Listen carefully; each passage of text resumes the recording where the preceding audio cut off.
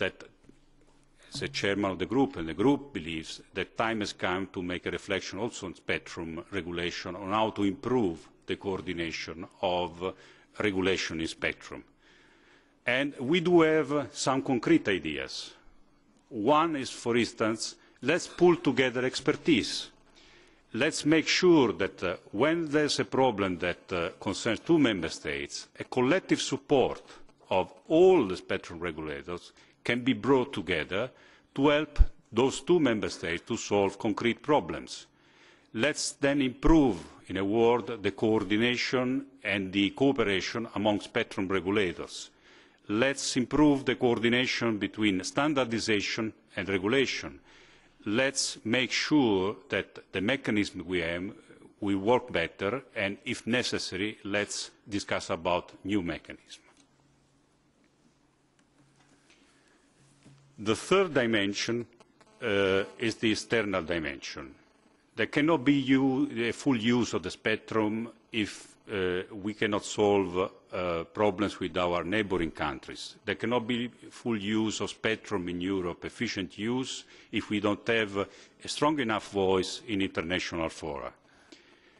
I think Europe needs to reflect on creating a multi-level agenda in terms of how it needs to be approached, the problem of external relationship.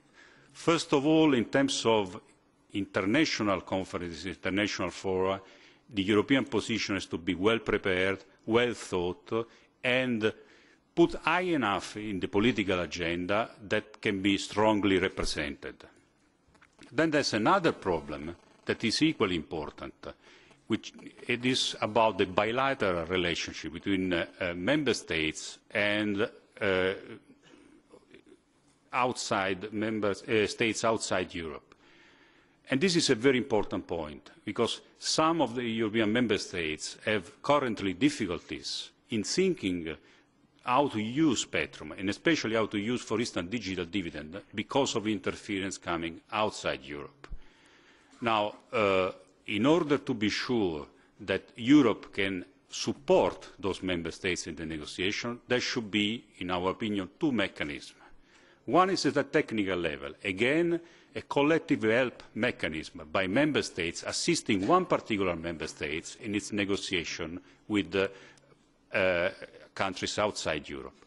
And another important issue that, in our opinion, we suggest that Parliament and Council reflect upon is what kind of assistance could be envisaged in making sure that spectrum coordination is part of the larger EU agenda in terms of international engagements and policy.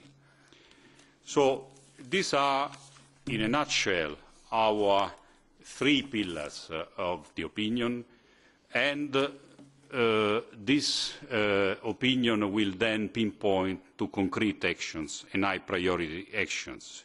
So for us, high priority actions are to identify those EU-level policies that can actually give economies of scale and scope, can give trust to our research programme in order to achieve the goal of maximising the wealth and the use of spectrum for European citizens and maintaining the leadership of Europe in this technology.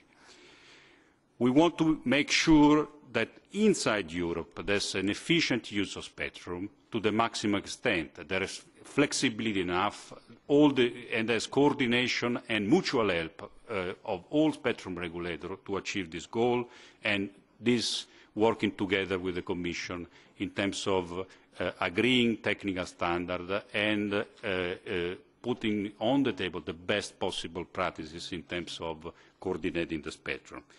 Take all the actions to make sure that neutral use of spectrum is guaranteed. Users are guaranteed, of course, the traditional users of spectrum, but all of the users of the spectrum should be pushed towards efficiency.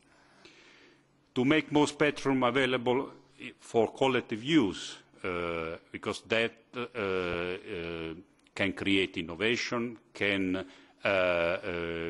open up possibility for social inclusion, and break barriers to entry to many possible users of the spectrum, and to create regulatory mechanisms that allow the maximum efficient use of spectrum in terms of economic use of the spectrum, and make sure that there are no legal and engineering constraints that are undue in terms of achieving this objective.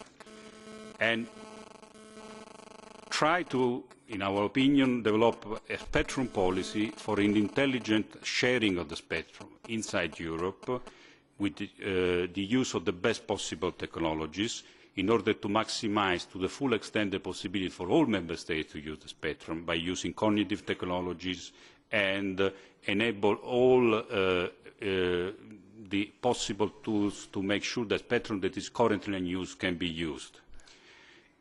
And then, last but not least, make sure that the coordination mechanism among regulators and standardisation bodies we have in Europe can be improved and made efficient in order to have the best possible objectives in terms of collective help.